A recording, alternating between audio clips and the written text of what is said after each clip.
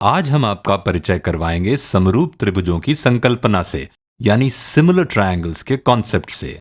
पहले यहां लिखते हैं सिमिलर ट्रायंगल्स। तो रोजमर्रा के जीवन में समरूप यानी सिमिलर का क्या मतलब होता है? इसका मतलब होता है कि दो चीजें एक जैसी दिख तो सकती हैं, लेकिन एक समान होती नहीं, यानी आइडेंटिकल नहीं होती। और ऐसा ही होता है त्रिभुजों में भी। समरूप त्रिभुजों में दोनों त्रिभुजों के सभी कोण समान होते हैं। They have all the same angles, यानी सभी कोण समान होते हैं। उदाहरण के तौर पर चलिए दो समरूप त्रिभुज बनाते हैं। यहां पर हमारी कोशिश होगी कि दोनों एक समान हो, क्योंकि ऐसा ही होना चाहिए। पर उनका अमाप यानी साइज अलग हो सकता है। तो ये रहा हमारा पहला त्रिभुज, और अब हम दूसरा त्रिभुज बनाते हैं यहां पर। इसे हम थोड़ा सा छोटा रखेंगे, क्योंकि ये जरूरी नहीं है कि इनका माप समान हो। जरूरी है कि इनका आकार यानी शेप समान हो। एक तरीका और भी है समरूप त्रिभुजों के बारे में सोचने का। आप इनका अमाप बढ़ा सकते हैं, घटा सकते हैं, उन्हें पलट सकते हैं, रोटेट कर सकते हैं, लेकिन सभी कोण समान होंगे, क्योंकि उनका आकार निश्चित तौर पर समान होगा। उदाहरण के लिए इन दो त्रिभुजों में ये जो कोण है यहां पर, दिस एंगल ओवर हियर, ये कोण बराबर होगा इस कोण के, और ये कोण यहां पर बराबर होगा इस कोण के। और इतना तो आप जानते हैं कि ये कोण बराबर होगा इस कोण के। पर क्यों? क्योंकि अगर दो कोण बराबर हैं तो तीसरा कोण भी बराबर होगा, क्योंकि तीनों कोणों का योग होता है 180। उदाहरण के लिए यदि ये x है, ये y है, तो ये निश्चित तौर पर 180 होगा घटा x घटा y। ठीक ऐसा ही यहां पर भी होगा। यदि ये x है और ये y है, तो ये कोण यहां पर होगा 180 घटा x घटा y। समझ गए ना? तो अगर हम जानते हैं कि दो कोण बराबर हैं दो त्रिभुजों में, तो हम ये भी जानते हैं कि तीसरा कोण भी बराबर होगा। तो ये कोण भी बराबर होगा इस कोण के। और यदि सभी कोण बराबर हैं, तब हम कह सकते हैं कि ये दोनों समरूप त्रिभुज हैं, यानी सिमिलर ट्रायंगल्स। तो अब हम इस जानकारी का किस प्रकार से सही उपयोग कर सकते हैं? सबसे पहले इसके आधार पर इनकी भुजाओं के बारे में पता लगा सकते हैं। हालांकि दोनों भुजाओं का अमाप अलग है, लेकिन इनकी संगत भुजाओं की लंबाई का अनुपात समान होगा। Ratio of corresponding side lengths is the same. चलिए एक उदाहरण द्वारा इसे समझते हैं। तो मान लेते हैं कि ये भुजा है 5 और ये भुजा है, दिस साइड इज 6। और मान लेते हैं कि ये भुजा है 7। और अब बारी है दूसरे त्रिभुज की। तो मान लेते हैं कि ये भुजा इस तरफ की भुजा है 2, दिस साइड इज 2। अब हम ये तो जानते हैं कि संगत भुजाओं का अनुपात बराबर है। और हालांकि दोनों त्रिभुजों के अमाप बिल्कुल अलग हैं, लेकिन दोनों की संगत भुजाएं हैं। जैसे ये भुजा इस भुजा के संगत है, it corresponds to this side. और ये हम कैसे जानते हैं? क्योंकि हम जानते हैं कि ये भुजाएं सम्मुख है समान कोणों के।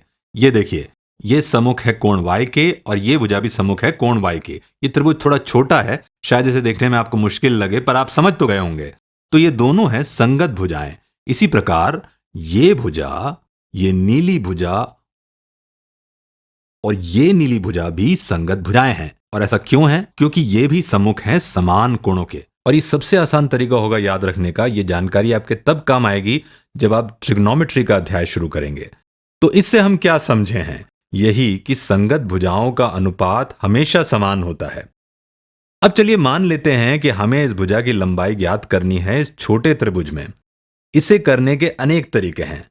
एक तरीका तो यह है, हम कह सकते हैं कि इस भुजा और इस भुजा का अनुपात, इसे यहां लिखते हैं x, और 7 का अनुपात बराबर होगा इस भुजा और इस भुजा के अनुपात के, यानी 2 और 5 के, 2 to 5।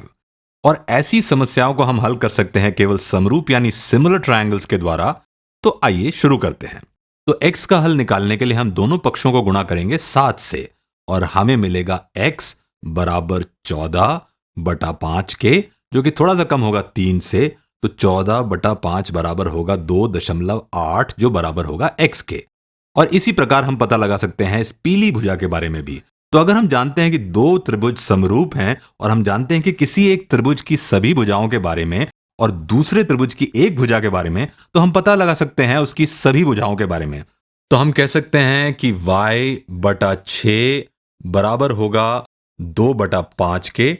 एक बात का ध्यान रखना, अगर हम त्रिभुज की इस भुजा को समीका चिन्ह के बाएं और अंश में लेते हैं, तो हमें समीका चिन्ह के दाईं ओर भी इसी त्रिभुज की भुजा को अंश में लेना होगा, वरना हमारी पूरी कैलकुलेशन गलत हो जाएगी।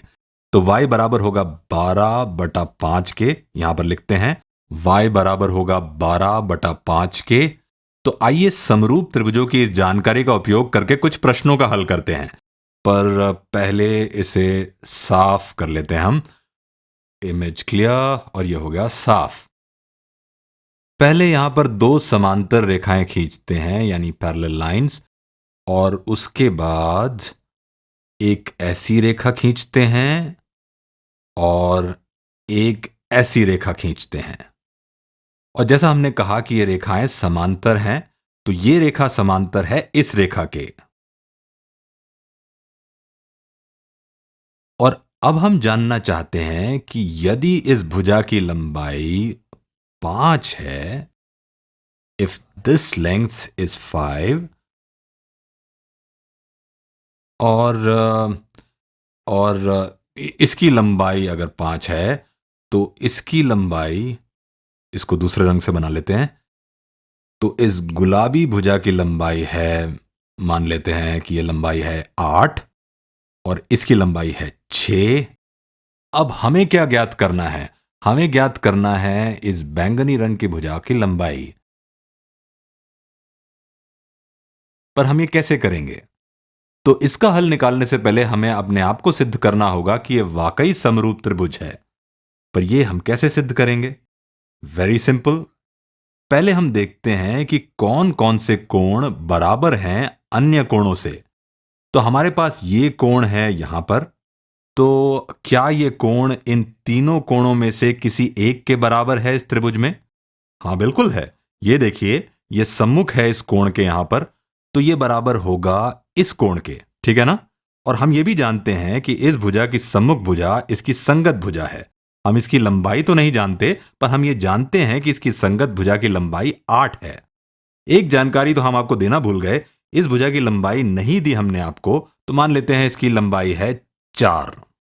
तो अब हमें पता है कि ये दोनों कोण बराबर हैं और ये है इस कोण की संगत भुजा।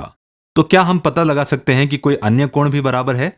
चलिए मान लेते हैं कि हमें पता है इस कोण के बारे में। तो यहां पर डबल एंगल बना लेता हूं मैं। तो क्या कोई ऐसा कोण है इस त्रिभुज में जो बराबर है इस कोण के? हाँ, बिल्कुल है। हम जानते हैं कि ये समांतर रेखाएं हैं, तो हम एकांतर अंतः कोणों ऑल्टरनेट इंटीरियर एंगल्स के उपयोग से यह पता लगा सकते हैं कि इनमें से कौन सा कोण बराबर होगा उस कोण के। इसे होमवर्क समझिए।